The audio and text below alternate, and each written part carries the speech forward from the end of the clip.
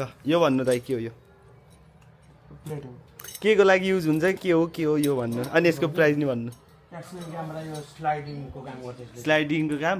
कस्तो स्लाइडिङ स्लाइडिङको काम गर्छ होइन, के हो मिलेन। त्यो ल भन्नु त। भन्नु न भन्नु तपाईँले यसको प्राइस भन्नु ल मिनिमम 400-500 कप तल माथि भन्यो नि फरक पर्दैन यसको प्राइस उम्, यसको प्राइस त त्यही 2500 रुपियाँ मिलेन त्यो पनि यदि नै हेमुलाई सोध्छु म हेमु ल यसको प्राइस भन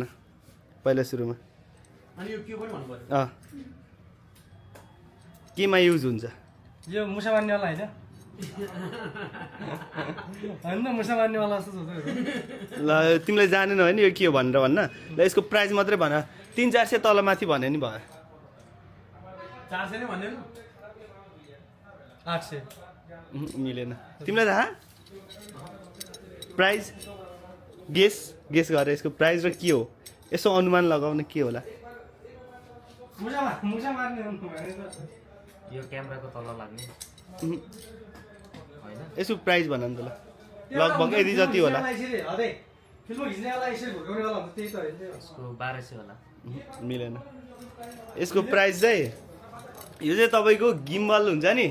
जुन त्यो मोबाइलको गिम्बलहरू क्यामेराको गिम्बलहरू हुन्छ नि ठ्याक्कै यहाँनिर चाहिँ यो माथिको प्लेट यो जुन छ नि यो निकालेर यहाँनिर गोप्रो माउन्ट गर्ने एक्सन क्यामेराहरू माउन्ट गर्ने गिम्बलमा एट्याच हुन्छ कि यो यसको प्राइस चाहिँ 4500 तपाईँलाई सही 4 4500 ओली स्टोर भर्खर चेक गर्नु नपत्ता स्क्यान गरेर म अँ